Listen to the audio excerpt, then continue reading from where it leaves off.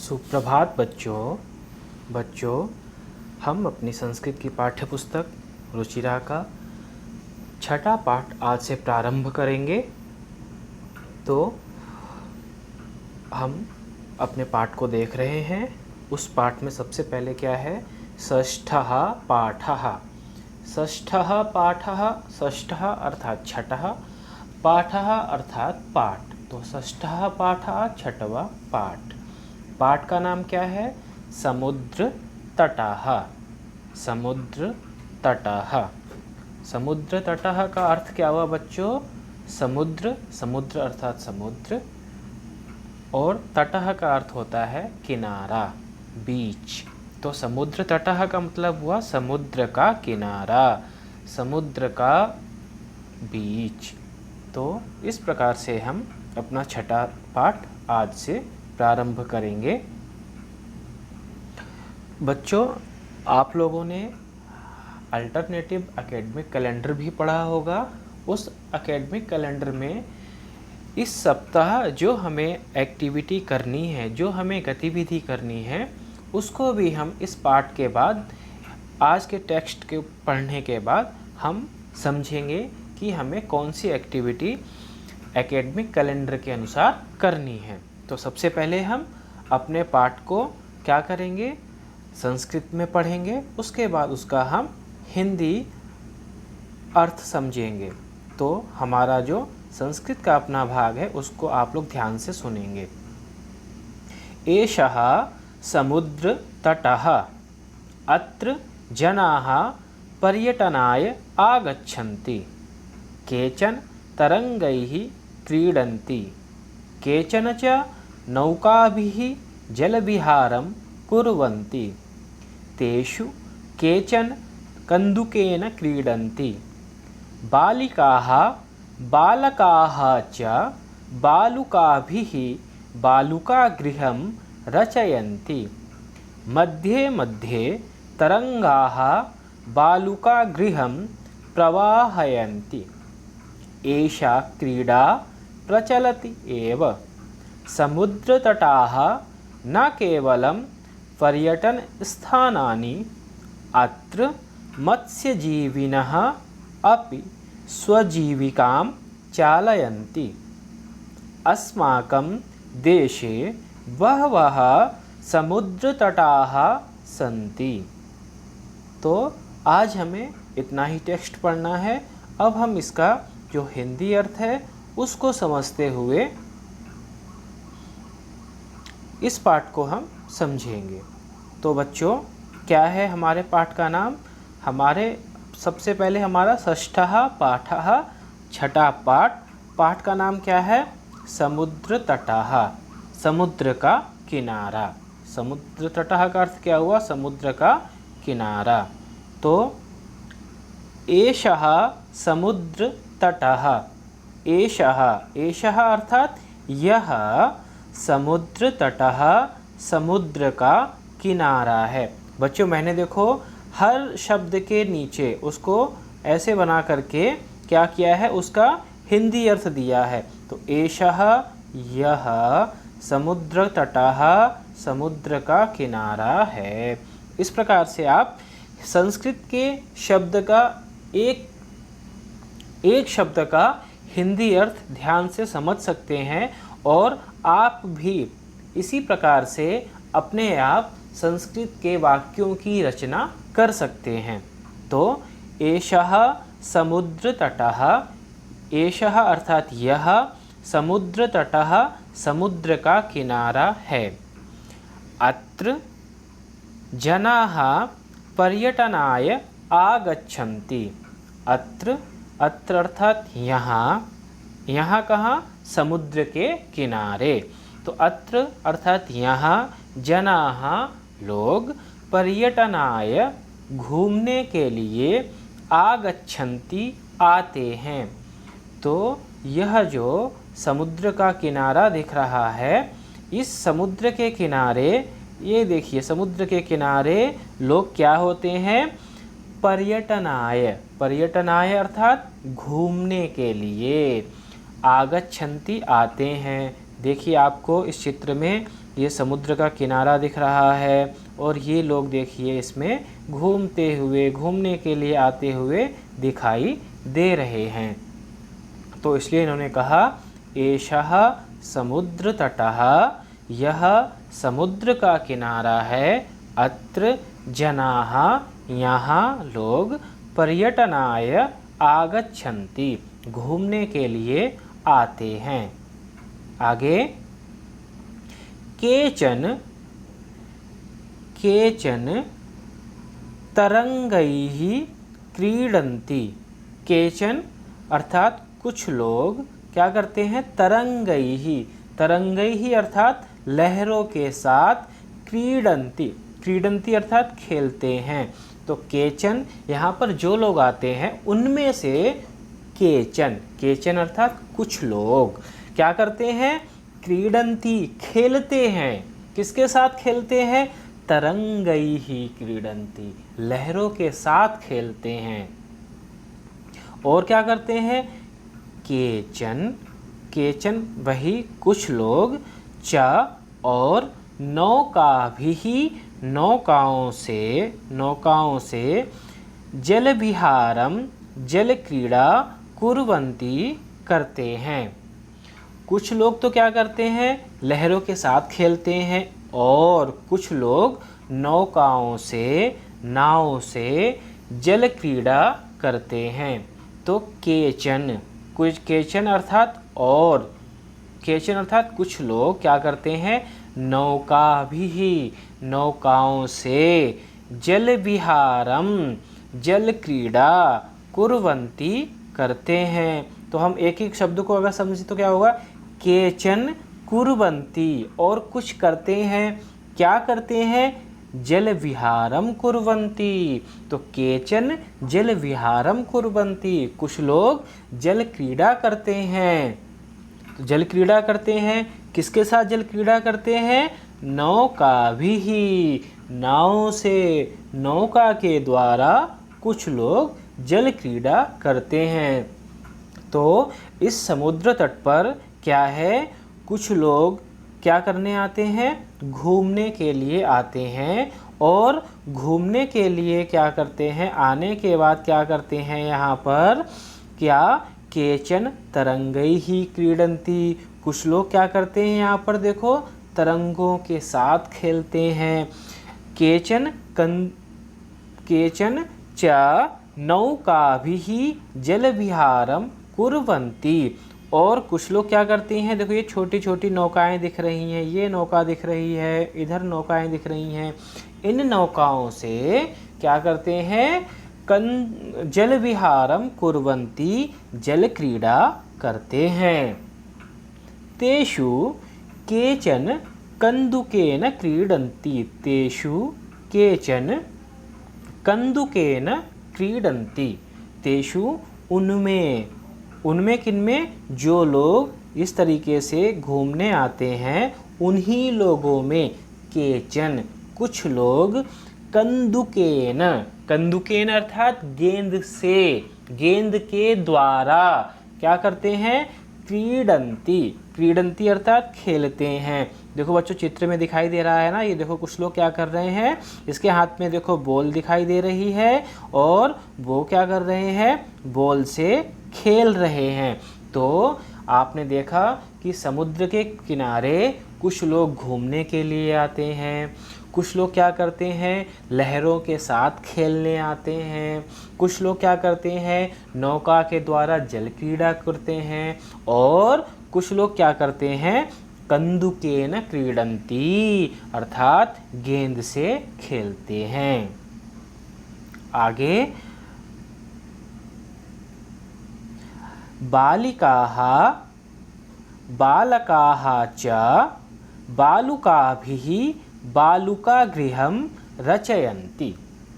तो सबसे पहले क्या है, बालिकाः अर्थात लड़कियाँ, बालिका अर्थात लड़कियाँ, बालकाः अर्थात लड़के।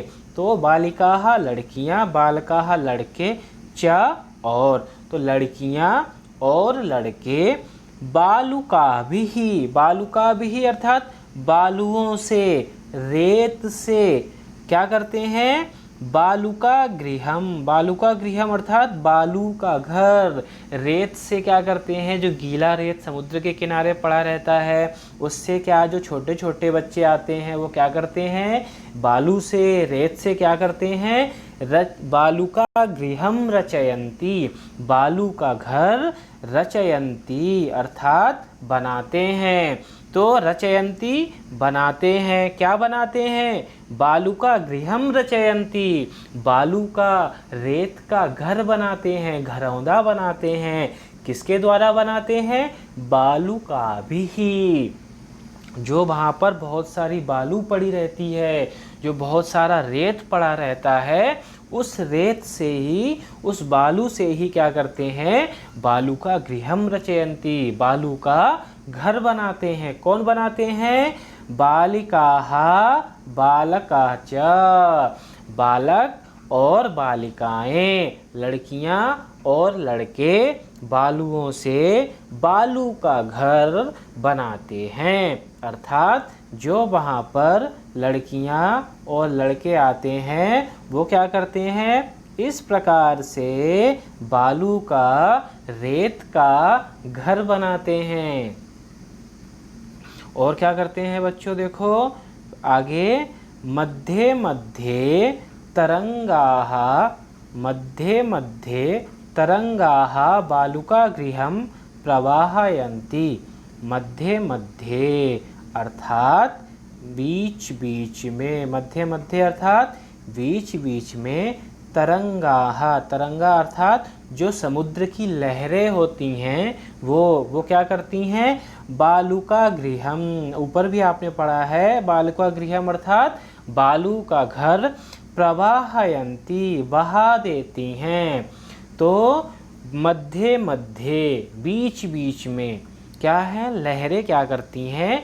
जो बालू का घर बच्चे बनाते हैं, जो रेत का घर बच्चे बनाते हैं, उसको बहा देती हैं, धो देती हैं। अर्थात इतनी दूर तक, इतनी ऊंची लहरें आती हैं और उस घर को वो अपने में समेटकर, अपने से बहाकर ले जाती हैं। तो बच्चों क्या कहा इन्होंने?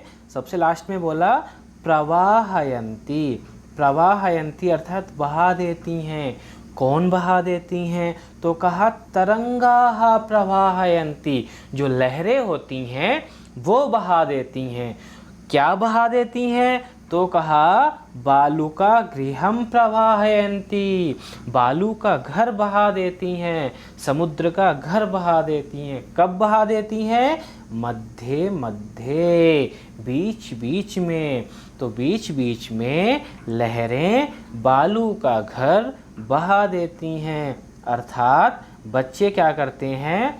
इस प्रकार से घर बनाते हैं, लेकिन क्या ये जो लहरें हैं वो क्या है? आती हैं और उनके घर को धो देती हैं, अपने साथ बहा के ले जाती हैं। फिर आगे, एषा क्रीडा प्रचलति एव, एषा, एषा अर्थात यह, क्रीडा खेल, प्रचलति एव चलता ही रहता है। क्या चलता रहता है? यह खेल चलता ही रहता है। कौन सा खेल चलता रहता है? कि बच्चे आते हैं, बच्चे रेत का घर बनाते हैं, लेकिन बड़ी बड़ी ऊंची ऊंची दूर दूर तक आने वाली लहरें आती हैं और उनके घरों को बहाकर ले जाती हैं। बच्चों ये जो समुद्र के किनारे होते हैं ये क्या है? केवल घूमने के लिए ही नहीं होते हैं। इसलिए इन्होंने कहा, क्या कहा? कि समुद्र तटाः न केवलम पर्यटन स्थानानि, समुद्र तटाः अर्थात समुद्र के किनारे, समुद्र का तट, न अर्थात नहीं, केवलम अर्थात केवल, पर्यटन स्थानानि घूमने की जगह हैं। तो पर्यटन स्थानानि घूमने की जगह, सबसे लास्ट में क्या शब्द रखा इन्होंने? पर्यटन स्थानानि घूमने की जगह। कौन से घूमने की जगह? समुद्र तटाह, जो समुद्र के किनारे हैं। वो हमने क्या कहा कि बहुत सारे समुद्र के किनारे में क्या करते हैं लोग? घूमने आते हैं। तो समुद्र तटाह पर्यटन स्थानानि, समुद्र के किनारे घूमने की जगह ना, नहीं, केवलम केवल, अर्थात समुद्र के किनारे केवल घूमने की ही जगह नहीं है, केवल वहाँ पर लोग घूमने के लिए ही नहीं आते हैं, केवल समुद्र के किनारे घूमने के उद्देश्य से नहीं होते हैं, अपितु क्या होता है वहाँ पर? और भी बहुत कुछ होता है। क्या होता है? अत्र मत्स्यजीविनः अपि स्वजीविकां चालयन्ति। अत्र अर्थात यहाँ, अत्र अर्थात यहाँ, मत्स्यजीविनः, मत्स्यजीविनः कहते हैं मछुआरों को। तो यहाँ अर्थात समुद्र तट पर मत्स्यजीविनः मछुआरे अपि भी स्वजीविकाम, अपनी आजीविका को चालयन्ति, चालयन्ति अर्थात चलाते हैं।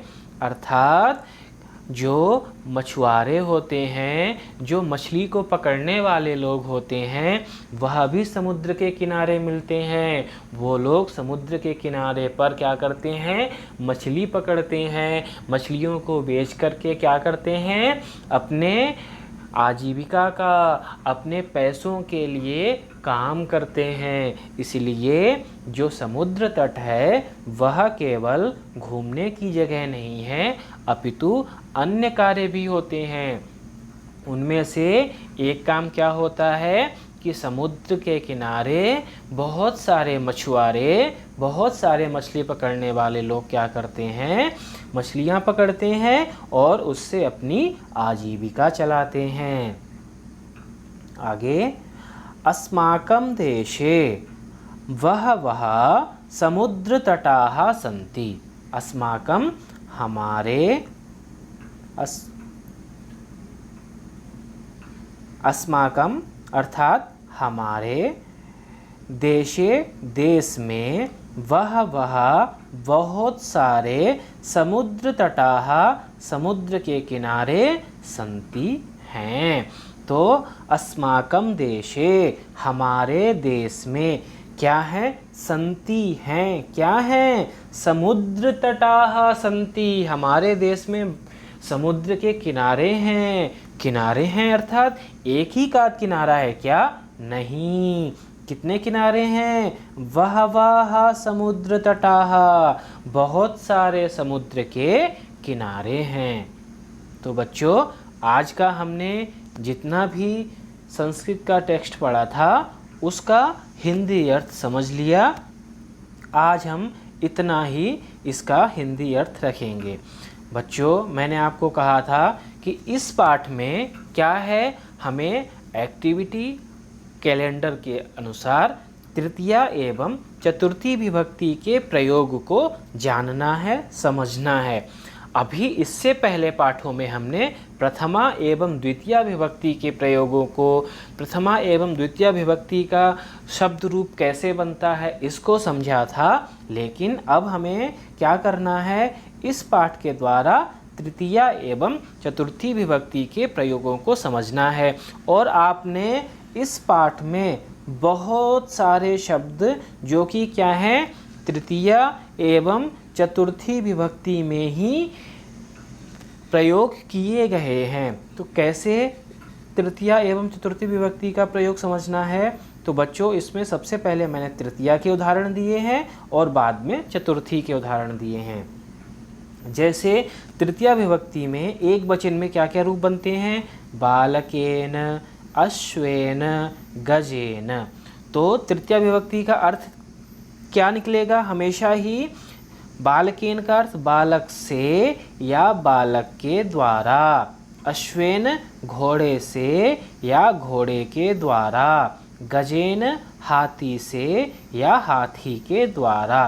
तो आप इस प्रकार का शब्द जहाँ भी मिलेगा उसका अर्थ से या के द्वारा ही होगा। जैसे मैं कहूँ हस्तेन, हस्त कहते हैं हाथ को, और हस्तेन हाथ से या हाथ के द्वारा, लिखति लिखता है। तो हाथ के द्वारा लिखता है या हाथ से लिखता है। हस्तेन खादति, हाथ के द्वारा खाता है। अश्वेन गच्छति, घोड़े से जाता है, घोड़े के द्वारा जाता है। इस प्रकार से कहीं भी तृतीया विभक्ति का रूप आपको मिलेगा, उसका अर्थ हमेशा से या के द्वारा ही होगा। आगे ये मैंने आपको चतुर्थी विभक्ति के प्रयोग दिए हैं, अर्थात बालकाय। चतुर्थी विभक्ति एक वचन में हमेशा ऐसे ही रूप मिलेंगे, बालकाय, पर्यटनाय, लेखनाय। तो हमेशा बच्चों इनके जो अर्थ होंगे वो क्या होंगे, के लिए के अर्थ में प्रयोग होंगे, के लिए। तो जैसे बालकाय, बालकाय का बच्चों अर्थ क्या होगा, बालक के लिए। ऐसे ही पर्यटनाय, घूमने के लिए। ऐसी लेखनाय, लिखने के लिए।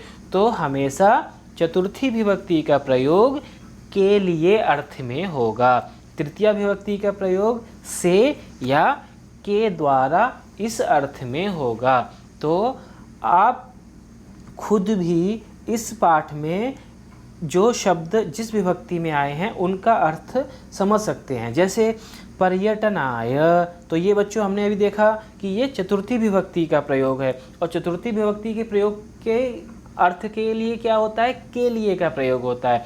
तो पर्यटनाय का अर्थ होगा पर्यटन के लिए, घूमने के लिए।